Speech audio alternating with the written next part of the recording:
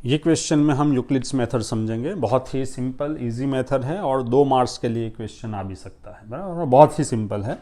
देखो, अगर समझो कि ये 2 नंबर का HCF निकालने को बोल रहे हैं वो, और यूक्लिड की मेथड से, तो क्या करने का कि भाई हमेशा बड़े वाले नंबर को छोटे वाले नंबर से डिवाइड करने का। 225 डिवाइड बाई 135, ठीक है। साइड पे से डिवाइड कर दो, 225 डिवाइड बाई 135, सो 135 वन जा 135, 0, 9 एंड 0, तो रिमाइंडर बच गया 90, ठीक है। तो देखो आप इसको क्या लिख सकते हो, है ना, क्या लिख सकते हो, बहुत समझाता हूँ मैं। देखो यहाँ पे समझो कि ऐसा है 7 और 2 से डिवाइड कर दो, 2 3 जा 6, 7 में से 6 गया तो 1, तो ये 7 को, है ना, मतलब ये 225 को, ओके, ये 7 को आप कैसे लिख सकते हो? तो 7 को मैं लिख सकता हूँ, देखो 7 बराबर ये इंटू ये 2 इंटू 3 प्लस 1, देखो 2 3 जा 6, 6 प्लस 1 7, मतलब this into this plus this, ठीक है। तो सेम स्ट्रेटेजी यहाँ पे 225 बराबर क्या, this into this plus this, ठीक है। तो ये बात हम यहाँ पे लिख लेते हैं कि भाई 225 बराबर 135 into 1, 135 into 1 plus remainder plus 9, देखो 2 3 जा 6 प्लस 1 7, ठीक है। सेम मतलब सेम, वहीं पे वही बात करने की हमें, ठीक है। तो ये लिखने, अब ऐसा कब तक करते जाना है, जहां तक आपका ये रिमाइंडर 0 बन जाए वहां तक आपको ये करते रहना है, ठीक है। तो ये लिखने के बाद आपको यहाँ से लेके यहाँ तक समझो एक छाता बना लेने का, ठीक है, यहाँ से ऐसे। अब इसको इससे डिवाइड करने का वापस, ठीक है। ये आप रफ में करो, ठीक है, डिवाइड रफ में आप करते जा सकते हो। सो 135 डिवाइड बाई 90, वापस 1 से ही चलेगा, 90 1 जा 90, आपका 5 और 4 0, तो आपका बच गया रिमाइंडर 45। यहाँ पे भी हम सेम इसके बराबर, ये अंदर वाले के बराबर लिखने का हमेशा, इसके बराबर क्या लिख सकते हो, this into this plus this.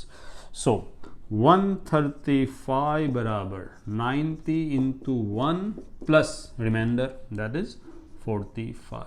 फिर वापस से छाता बना रहा हूं मैं, ये रहा। अब ये 90 45 से डिवाइड होगा, 90 डिवाइड बाई 45, 45 2 जा 90, देखो आ गया आंसर आपका 0 0, मतलब रिमाइंडर 0 आ गया। किससे रिमाइंडर 0 आया, 45 से, तो 45 आपका आंसर है, ठीक है। आंसर हमको पता चल गया, बस एक स्टेप लिखना है, जो डिविजर से रिमाइंडर 0 आ जाए वही आपका आंसर है। सो HCF इज, यहां लिख देता हूं आंसर पहले, HCF इज 45, ठीक है। लेकिन एक स्टेप लिखो कि इसके बराबर 90 के बराबर, 90 के बराबर this into this 45 into 2 plus क्या है रिमाइंडर 0 0, तो यहाँ पे लिखने का 0 0, ठीक है। And HCF is 45। बस इतना सा, और एकदम सिंपल सा मेथड है ये, ठीक है। एक और क्वेश्चन का टाइप भी इसमें मैं डिस्कस कर ही लेता हूं कि समझो आपको ये पूछे कि HCF ऑफ 10 एंड 30, बराबर, इसका HCF पूछा आपको, ठीक है। तो ऑब्वियसली ये दूसरा क्वेश्चन है, क्वेश्चन कुछ सेकंड क्वेश्चन ऐसा लिख के, अलग क्वेश्चन, ये तो हो गया खत्म। समझो ये क्वेश्चन पूछा आपको कि 10 एंड 30 का HCF निकालो, तो आप क्या करोगे, ये बड़े नंबर को छोटे से डिवाइड करोगे, तो 30 डिवाइड बाई 10, 10 3 जा 30, और आ गया आंसर ही सीधे, रिमाइंडर ही आ गया 0 0। किससे आया, 10 से आया, तो आप सीधे लिखो कि HCF इज इक्वल टू 10, पहली बार में 0 आ गया ना, और 10 से आया तो 10 इज योर आंसर, ठीक है। तो कोई क्वेश्चन में ऐसा भी होगा कि पहली बार में आपका 0 आ जाए, तो जिससे डिवाइड किया है वही आपका हो जाएगा आंसर, ठीक है।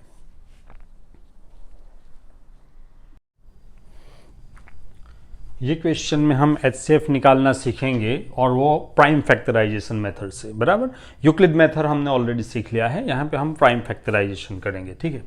ओके, HCF किस किस का निकालना है, तो HCF निकालना है 6, 72 एंड 120 का, ठीक है। तो सबसे पहले जैसे कि ये बोल रहा है, नाम है उसका प्राइम फैक्टराइजेशन, है ना, तो हम ये तीनों का प्राइम फैक्टराइजेशन कर लेंगे सबसे पहले। जैसे 6 है, 6 का तो कुछ करने की ज़रूरत नहीं है, हम डायरेक्ट लिख सकते हैं 2 इंटू 3। उसके बाद 72 का प्राइम फैक्टराइजेशन कर लेते हैं हम। 72 का है ना, 2 36, 2 18, 2 9 जा, 3 3 जा एंड 3 1 जा, है ना, इसी को बोलते हैं प्राइम फैक्टराइजेशन। ओके, तो 72 के बराबर मैं लिख देता हूँ 2 इंटू 2 इंटू 2 इंटू 3 इंटू 3।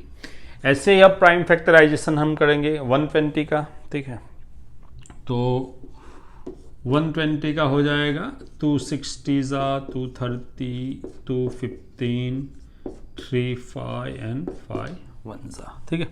तो यहाँ पे लिखेंगे 120 बराबर 2 into 2 into 2 into 3 into 5। Okay, तो ये हुआ जो तीनों नंबर उन्होंने दिए थे 672 और 120, तीनों का प्राइम फैक्टराइजेशन।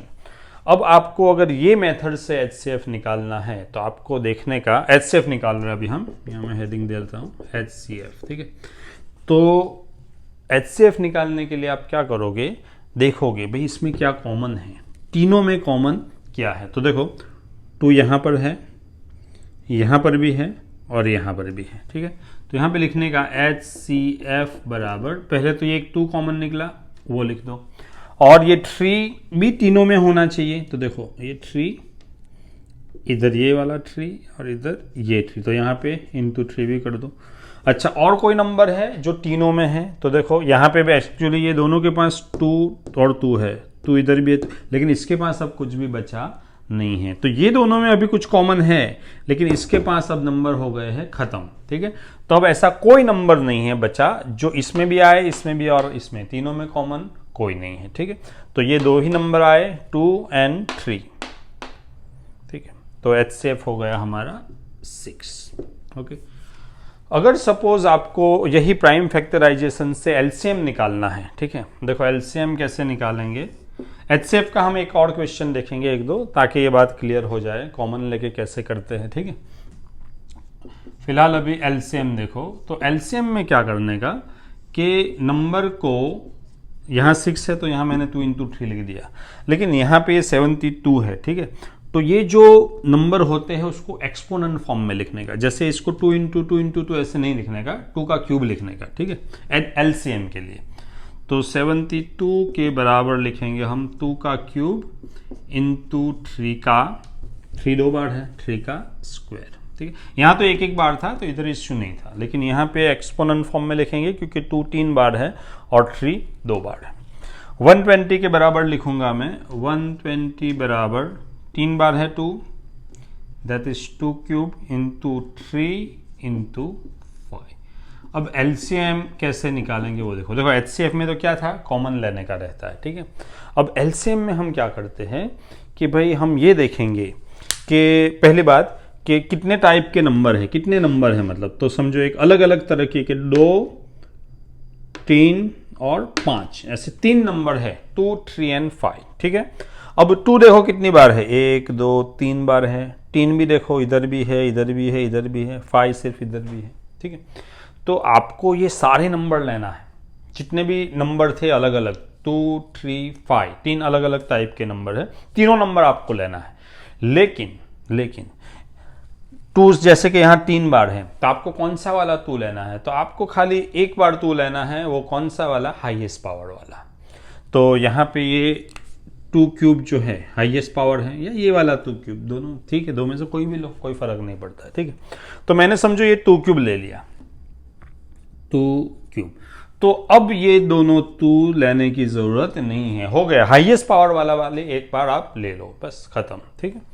चलो अब 3 लेंगे, तो 3 यहाँ पे और यहाँ पे है, लेकिन हाईएस्ट पावर वाला ये है 3 स्क्वायर, बस खाली वही लो आप, 3 स्क्वायर। अब ये तीनों का हो गया ना, अब उसको लेने की जरूरत नहीं। और 5 तो एक ही बार है तो कोई टेंशन नहीं है, यही सीधी ले लो, ओके। अब इसको आप मल्टीप्लाई कर लो, जो आया वो आपका आंसर। जैसे ये 2 का क्यूब है तो 8, ये 3 स्क्वायर है तो 9 इंटू 5, 8 5 जा 40 एंड 40 9 जा 360, तो LCM इज 360, ठीक है। तो ये मेथड था HCF और LCM निकालने का, ठीक है। एक और प्रॉब्लम भी हम देखते हैं और उसमें वापस LCM और HCF हम निकालते हैं। ठीक है, ये क्वेश्चन में हमें जो है प्राइम फैक्टराइजेशन मेथड से 30 और 40 का एलसीएम और एचसीएफ निकालना है, और बाद में ये एक रिलेशन है जो हमें वेरीफाई करना है। तो सबसे पहले तो हम एलसीएम और एचसीएफ निकालते हैं, फिर आगे बताता हूँ कि हमको क्या करने का है। ठीक है, बहुत इजी क्वेश्चन है, आ सकता है। ठीक है, तो प्राइम फैक्टराइजेशन मेथड से 30 और 40 का सबसे पहले हम निकालते हैं एचसीएफ। ठीक है, पहले हम प्राइम फैक्टराइजेशन करते हैं किसका, 30 का। तो 2 15 जा, 3 5 जा एंड 5 1 जा, है ना। तो 30 के बराबर लिख दूंगा मैं 2 × 3 × 5। तो पहला नंबर 30, उसका प्राइम फैक्टराइजेशन हो गया है। अब हम दूसरा नंबर दैट इज 40, उसका प्राइम फैक्टराइजेशन करते हैं। ठीक है, तो 40 का हो जाएगा 2 20 जा, 2 10 जा, 2 5 जा एंड 5 1 जा। तो 40 के बराबर लिख देंगे हम 2 × 2 × 2 × 5। ठीक है, चलो, तो जो दो नंबर थे, दोनों नंबर का हमने प्राइम फैक्टराइजेशन कर लिया पहले। ठीक है, ओके। अच्छा, इसको प्राइम फैक्टराइजेशन इसलिए कहते हैं, देखो सारे नंबर प्राइम है ना, ये सारे नंबर प्राइम है, it can not be divided further. Okay, चलो, अब जो है एचसीएफ निकालने के लिए आपको क्या करने का है, दोनों में से कॉमन फैक्टर देख लो। जैसे यहाँ पे 2 है, ये रहा 2, कॉमन है दोनों में, तो एचसीएफ बराबर, एक तो 2 कॉमन आया, 2 यहाँ लिख दो, और 3 इधर है, इधर नहीं है, मतलब कॉमन नहीं। 5 है इधर, इधर पे भी है, मतलब ये कॉमन है। ठीक है, और कोई नंबर है जो दोनों में हो। अब यहाँ 2 है लेकिन अब इधर 2 बचा नहीं है, बराबर, तो ये दो ही कॉमन है। Therefore HCF is equal to 10। ठीक है, चलो HCF मिल गया। अब हम लोग जो है LCM निकालेंगे। ओके, तो LCM हम कैसे निकालेंगे भाई, कि यहाँ पे मैंने लिख देता हूँ पहले तो LCM। तो 30 LCM में जो है हम फैक्टर्स को एक्सपोनेंट फॉर्म में लिखते हैं। ठीक है, तो यहाँ पे तो सबकी पावर 1 ही है, तो कोई टेंशन नहीं है, सीधे लिखो 2 × 3 × 5। 40 में क्या है, देखो यहाँ एक्सपोनेंट फॉर्म में लिख सकते हो, क्योंकि 2 कितनी बार है, 3 बार है, तो इसको हम लिखेंगे 2 क्यूब एक्सपोनेंट फॉर्म में, है ना, 2⁻³ × 5, एक ही बार है तो कोई प्रॉब्लम नहीं। अब एलसीएम में भाई हम क्या करते हैं कि जितने नंबर हो सारे नंबर लेने हैं। जैसे यहाँ पे अलग अलग कितने नंबर है, 2 3 और 5, 3 नंबर है। ठीक है, अलग अलग 3 नंबर है, बराबर है। ओके, अब कोई नंबर रिपीट होता है, जैसे देखो ये 2 रिपीट होता है, 2 बार है, इधर भी 2 है, इधर भी, तो इसमें से क्या लेने का, हाईएस्ट पावर वाला ले लेने का। तो ये 2 की पावर 1 है, यहाँ 2 की पावर 3 है, तो 2 की पावर 3 वाला बस एक बार ले लो। ठीक है, 2 की पावर 1 वाला लेने की जरूरत नहीं है। 3 तो एक ही बार है, कोई टेंशन ही नहीं, ले लो। 5 यहाँ भी पावर 1 है, यहाँ भी पावर 1 है, कोई भी एक बार ले लो, हो गया। तो देखो एलसीएम हो जाएगा यहाँ पे, ये तो 8 × 3 × 5, तो ये हो जाएगा 120। तो एचसीएफ और एलसीएम हमने निकाल लिया। ठीक है, अब यहाँ पे एक स्टेप आगे जाने का है, और वो ये है कि आपको ये दिखाना है कि भाई एलसीएम × एचसीएफ करोगे तो जो दो नंबर थे जिसका आपने एलसीएम एचसीएफ निकाला है उन दोनों की प्रोडक्ट के बराबर आएगा। मतलब वापस सुनो एक बार, एलसीएम × एचसीएफ करोगे मतलब 120 × 10 करोगे, एलसीएम × एचसीएफ करोगे, तो वो प्रोडक्ट ऑफ द 2 नंबर, कौन है 2 नंबर, ये दोनों, इसके बराबर आएगा। ऐसा वेरीफाई आपको करना है। ठीक है, तो वेरीफाई कर लेते हैं। लेफ्ट हैंड साइड पे क्या रखते हैं, एलसीएम × HCF। तो एलसीएम कितना है भाई, एलसीएम है ये रहा 120, इंटू HCF कितना है 10, तो 120 × 10 दैट इज इक्वल टू 1200। ठीक है, अब right hand side product of the 2 numbers देखते हैं, वो भी 1200 आना चाहिए, आ गया तो वेरीफाई हो गया। ठीक है, RHS equal to product of two numbers, जो दो नंबर्स प्रॉब्लम में दिए हैं ना, जिसका हमने एलसीएम और एचसीएफ निकाला है, वो दो नंबर का प्रोडक्ट, ठीक है। तो वो दो नंबर कौन है, 30 into 40, that is equal to 30 into 40। तो 30 इंटू 40 करोगे तो वो भी क्या आएगा, 100 ही आएगा। मतलब ये और ये इक्वल आया, मतलब ये क्या हो गया, वेरीफाई हो गया, वेरीफाई दिस, ओके।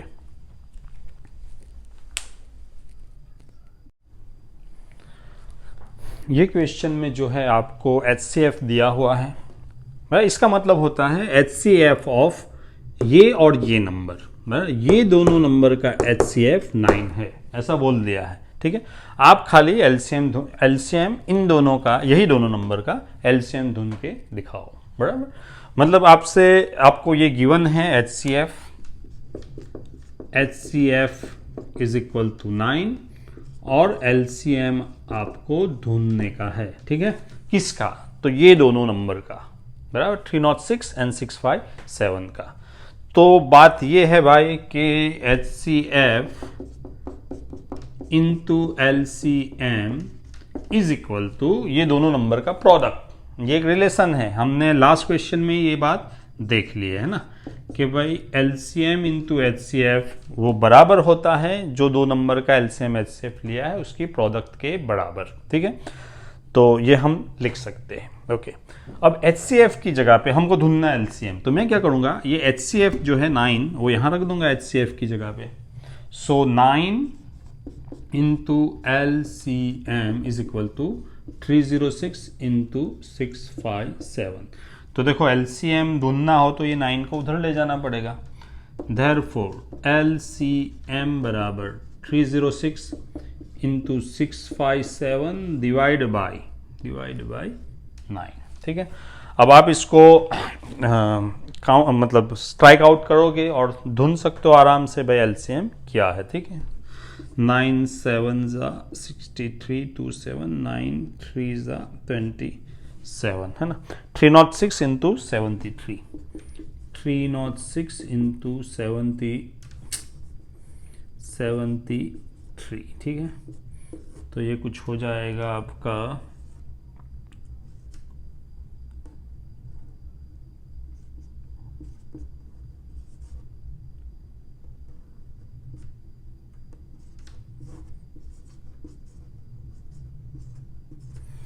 22,338। आप एक बार आंसर वेरीफाई जरूर कर लेना भाई, ठीक है।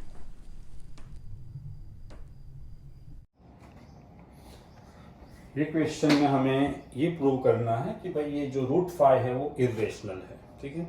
और प्रूव करने का स्ट्रेटेजी हमारा ये रहेगा कि हम इसको उल्टा अज्यूम कर लेंगे। ये बोल रहा है इरेशनल प्रूव करो, हम बोलेंगे कि भाई हमने अज्यूम किया कि वो इरेशनल नहीं रेशनल है, ऐसा हमने अज्यूम कर लिया, ठीक है। तो मैंने लिख दिया, let us assume that √5 is rational, ठीक है। अब कोई भी रेशनल नंबर जो होता है वो a/b फॉर्म में होता है, ठीक है।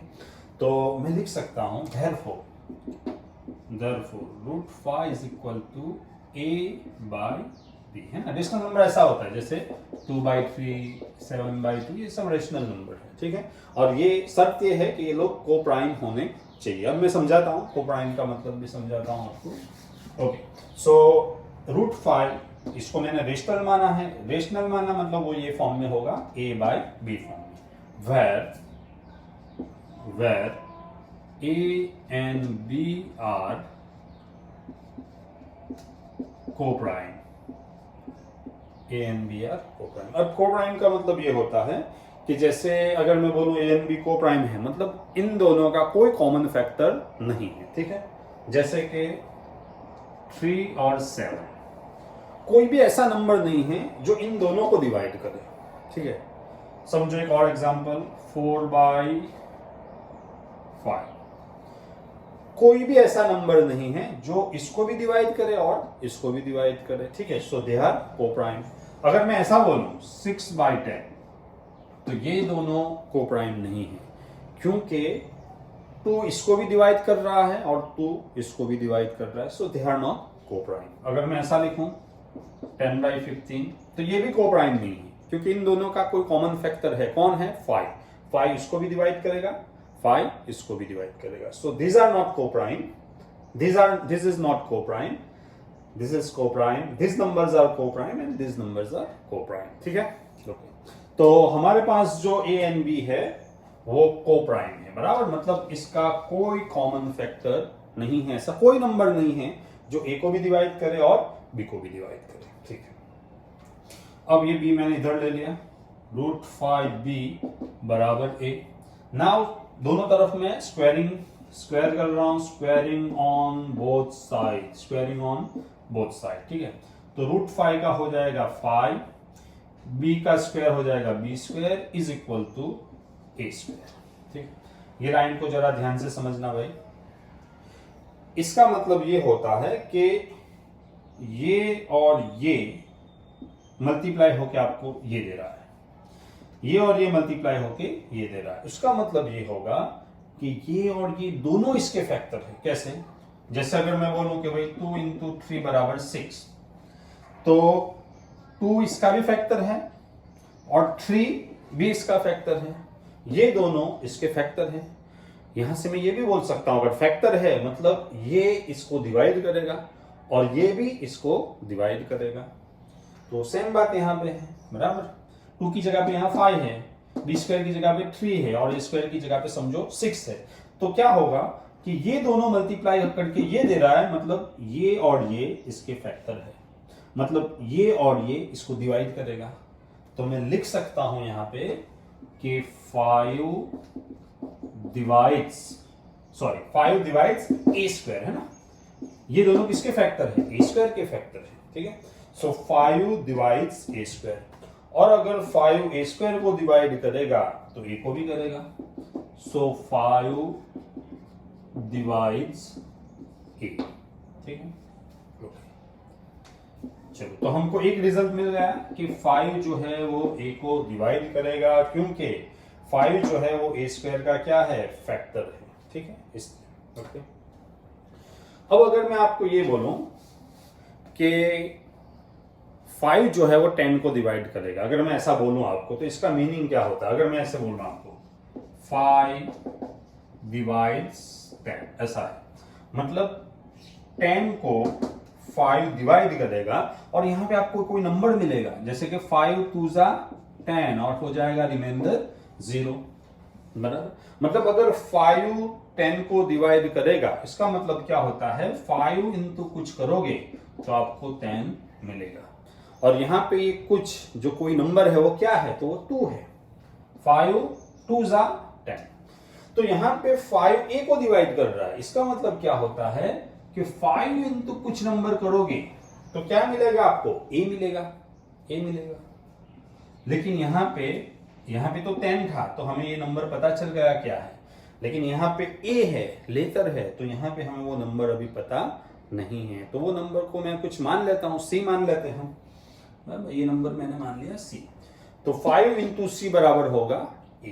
तो अब मैं यहां पे ये चीज लिख रहा हूं कि 5 इंटू c बराबर a, देयरफॉर, है ना, 5 डिवाइड्स a के बाद ये स्टेप होना चाहिए, देयरफॉर 5 इंटू c बराबर a। Now squaring on both side, तो 5 का हो जाएगा 25, c square is equal to a square. तो ये हमें मिल गई a स्क्वायर की वैल्यू। ये a स्क्वायर की वैल्यू को ले जाके मैं यहां रख दूंगा, इसमें रख दूंगा, ठीक है। इसको इक्वेशन नंबर चलो 1 दे देते हैं। 2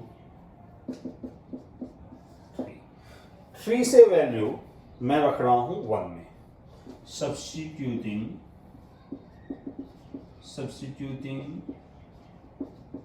value of a square in equation कौन सा? 1 में, इन इक्वेशन 1, ठीक है।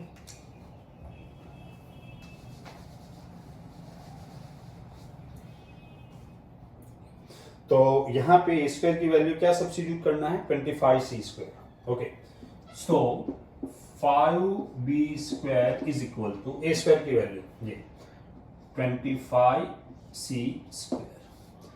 तो ये क्या हो जाएगा? देखो 5 ऐसे डिवाइड कर देगा 25 को, तो b स्क्वायर बराबर हो जाएगा 25/5 c square, and therefore b square is equal to 5c square, 5 5 25, ठीक है।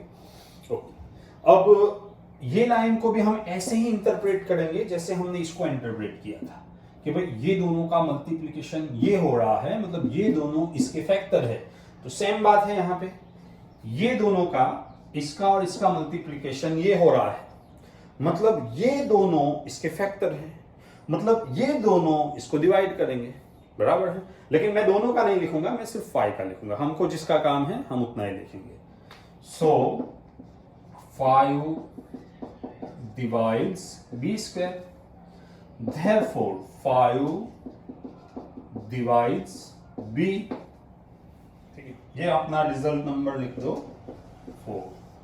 देखो भाई, अब यहाँ पे बातें क्लियर हो गई। एक प्रॉब्लम आ गया, और प्रॉब्लम ये है कि आप ये रिजल्ट देखोगे तो 5 a को डिवाइड कर रहा है, और ये रिजल्ट देखोगे तो 5 b को डिवाइड कर रहा है। मतलब यहाँ पे प्रॉब्लम ये है कि 5 दोनों को डिवाइड कर रहा है, a को भी और b को भी। तो इसका मतलब क्या होगा, दोनों का कोई कॉमन फैक्टर है। कौन? 5 ने a को भी डिवाइड किया, 5 ने b को भी डिवाइड किया, मतलब 5 दोनों का फैक्टर है, a और b दोनों का फैक्टर है। तो a और b दोनों का कॉमन फैक्टर है, मतलब a एंड b फिर को प्राइम नहीं है। हमने तो ये माना है कि भाई a एंड b क्या है, को प्राइम है, लेकिन वो रिजल्ट कुछ और दिखा रहा है कि भाई को प्राइम नहीं है, because 5 is a common factor of a and b। therefore from 2 and 4 a and b are not co-prime, और यहां से हम फिर लास्ट में एक लाइन लिख सकते हैं, therefore, यहां लिख देता हूं last line, therefore our assumption is wrong and √5 is, क्या assumption था? रेशनल का assumption था, है ना। वो तो अब उल्टा हो गया, क्योंकि अपना जो हमने जो बातें एज्यूम की थी वो तो रॉन्ग निकली। ये इसको हमने को प्राइम मान के चल रहे थे, लेकिन वो तो पता चला को प्राइम नहीं है, तो assumptions अब उल्टा दो। There and √5 is irrational, ठीक है।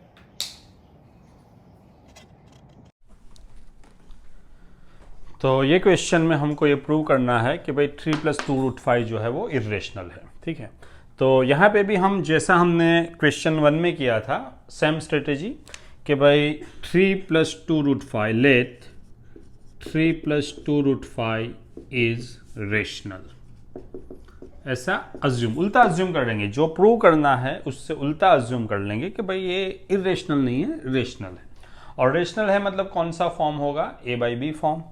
तो हम लिख देंगे therefore 3 + 2 √5 is equal to a/b, और ये वही कंडीशन कि where a and b are co-prime, a and b are co-prime, ठीक है। और a and b जो है, a भी रेशनल नंबर है, b भी रेशनल नंबर है, ध्यान रखना, ठीक है। And they are co-prime, okay. अब हमको यहाँ पे क्या करने का, हमेशा ऐसा जितने भी क्वेश्चन आए, जैसे क्वेश्चन 2 है, क्वेश्चन 3 है, उसमें भी आपको क्या करने का, ये जो स्क्वायर रूट में जो नंबर होता है ना, ये वाला √5 या √3 या √6 वॉटएवर, तो उसको आइसोलेट करने का, मतलब उसको अलग करने का, बाकी सारे नंबर एक तरफ रखने का, बराबर। ये हमेशा यही स्ट्रेटेजी रखना है कि स्क्वायर रूट वाले नंबर को एक तरफ करने का, बाकी के सारे नंबर एक तरफ करने का, ठीक है। इस प्रोसीजर में ऐसे करने का है हमें। तो हम लोग क्या करेंगे कि भाई पहले तो ये 3 को उधर ले जाओ, therefore 2 √5 इज इक्वल टू 3 उधर गया तो a/b -3 ऐसा हो गया, ठीक है, ओके। अभी भी √5 अकेला नहीं हुआ है, यहाँ पे अभी भी 2 है, अब 2 को उधर ले जाओ आप, ठीक है। therefore √5 is equal to a/b -3, इसको मैं ऐसे भी लिख सकता हूँ 3/1, और ये 2 उस तरफ आया तो ये जाएगा नीचे, ठीक है। यहाँ पे न्यूमरेटर में है, उधर गया तो डिनोमिनेटर में हो गया। तो देखो, जैसे मैंने बोला था कि स्क्वायर रूट वाले नंबर को हम अलग कर देंगे, ठीक है। तो स्क्वायर रूट वाले नंबर को हमने कर दिया अलग, ठीक है। अब हम लोग क्या करेंगे कि ये 2 को अंदर ले जाओ, √5 is equal to a/2b minus 3/2, ये 2 अंदर चला गया, ठीक है, ओके। अब यहाँ पे जो है एक ऐसी सिचुएशन आ चुकी है कि भाई लेफ्ट हैंड साइड पे मतलब कि √5 विच इज इरेशनल, और यहाँ पे ये नंबर ये सारे नंबर रेशनल हैं। मतलब कि एक तरफ इरेशनल नंबर है और दूसरी तरफ जो है वो सारे रेशनल नंबर है। तो ये कभी नहीं हो सकता है, इरेशनल के बराबर रेशनल नंबर हो नहीं सकता है, ठीक है। लेकिन ये तो कुछ ऐसा बता रहा है कि इधर इरेशनल है और ये सारे रेशनल है, और रेशनल के बीच में जब ऑपरेशन होते हैं, कोई भी ऑपरेशन हो, तो हमको जो मिलता है वो भी रेशनल नंबर ही होता है, ठीक है। तो यहाँ पे ये चीज़ जो है कॉन्ट्राडिक्शन हो रहा है, इसलिए हमारा अजम्पशन जो है वो रॉन्ग होना चाहिए। तो आपको यहाँ पे एक चीज़ लिख सकते हो कि भाई A, B, 2, 3 are rational numbers, therefore a/2b minus 3/2 is, ये पूरा number is rational, but irrational and rational number cannot be equal,